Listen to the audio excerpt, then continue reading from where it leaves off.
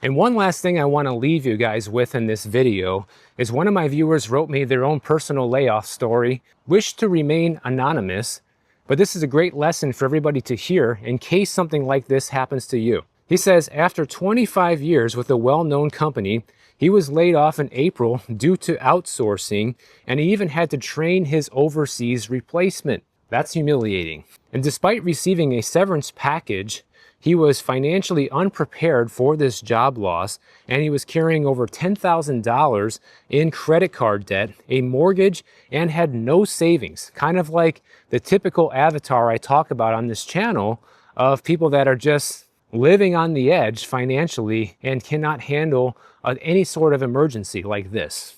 He said to make matters worse, soon after that happened, his relationship ended, leaving him unemployed, single, and struggling emotionally, and he had to use his severance pay to pay off debt and stay afloat, but couldn't find work despite applying for about 60 jobs, and the prolonged unemployment inevitably led him into a deep depression.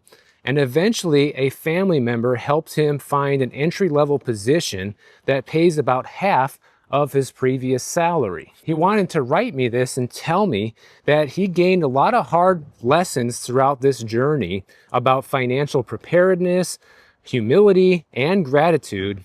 And now he's managing his finances carefully and is determined to never repeat the mistakes that left him this vulnerable ever again. Kind of like what I try to teach people on this channel day in and day out. And he also wanted to just acknowledge that he is extremely fortunate to have recovered from this situation, knowing that many other people that could go through something like this are not quite as lucky and don't end up recovering. Those are people that turn to drugs or end up homeless or worse.